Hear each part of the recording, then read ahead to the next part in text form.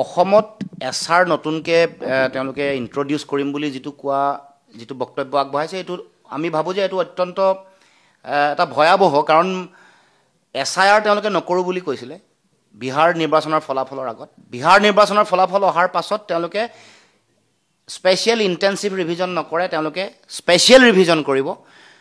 এই কথাটো আচলতে আমি ধৰিব পৰা নাই, কাৰণ সমগ্ৰ দেশত SIRক লৈ বিৰোধ চলি আছে। বিহাৰৰ নিৰ্বাচনত প্ৰভাৱ সম্পৰ্কতো বিভিন্ন ধৰণৰ পৰ্যালোচনা চলিছে আৰু সন্দেহৰ আঙুলি ইতিমধ্যে মানুহৰ মাজলৈ আহিছে।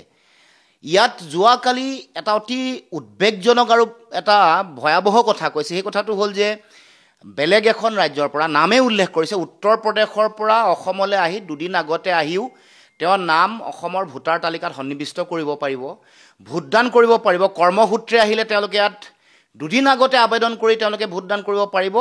তাৰ কাৰণে তেওঁলোকে যি ঠাইত তেওঁলোকৰ ভোটাধিকাৰ আছিল, উত্তৰ প্ৰদেশ বা বিহাৰ, তাত তেওঁলোকৰ নাম কৰ্তন কৰিবৰ কাৰণে আবেদন কৰি আহিলেই সেই কৰ্তনৰ আবেদন পত্ৰৰ যিটো প্ৰমাণ সেইটো অসমত দাখিল কৰিব পাৰিলে ইয়াত ভোটাধিকাৰৰ সুযোগ পাব বা ভোটদানৰ তেওঁলোকে সুযোগ পাব।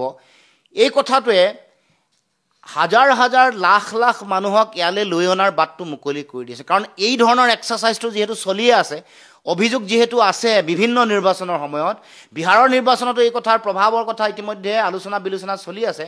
গতিকে অসমতো ইয়াৰ যিটো ভয়াৱহতা, SR অসমত ইয়াত যেতিয়াই প্ৰয়োগ কৰিব তাৰ ভয়াৱহ প্ৰভাৱ পৰিব পাৰে। কাৰণ সেই ক্ষেত্ৰত বিজেপি দলটোৱে ইয়াৰ সুযোগ ল'ব পাৰিব, কাৰণ তেওঁলোকে এই কামটো ভোটাৰ মেনিপুলেশ্যনৰ কথাটো বহু দিনৰ পৰা চলি আছে।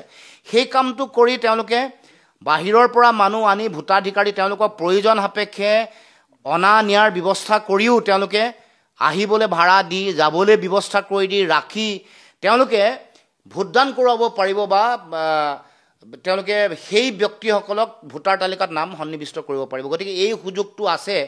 গতিকে SRৰ আমি বিৰোধিতা কৰিছোঁ আৰু এটা কথা কৈছোঁ যে যেতিয়ালৈকে ৰাষ্ট্ৰীয় নাগৰিকপঞ্জী উন্নীতকৰণৰ প্ৰক্ৰিয়া নহয় তেতিয়ালৈকে SIRেই হওক বা স্পেচিয়েল ৰিভিজনেই হওক সকলো কথাৰে বন্ধ হ'ব লাগে। কাৰণ এই গোটেই কামটোৰ যোগেদি SR কৰাৰ লগে লগে বিদেশী মানুহৰ নামো সোমাব প্ৰথম, দ্বিতীয়তে বাহিৰৰ পৰা মানুহ আনি বেলেগ এখন বহিৰাজ্যৰ পৰা মানুহ আনি তেওঁলোকক ভোটদান কৰোৱাৰ সমগ্ৰ প্ৰক্ৰিয়াটোত চৰকাৰে উদ্যোগ লোৱাৰ সুযোগ পাব। গতিকে NRC কমপ্লিট নোহোৱালৈকে, NRC সম্পূৰ্ণ নোহোৱালৈকে SRেই হওক বা SIRেই হওক এইবোৰ বন্ধ ৰাখিব লাগে, আমাৰ এইটো দাবী।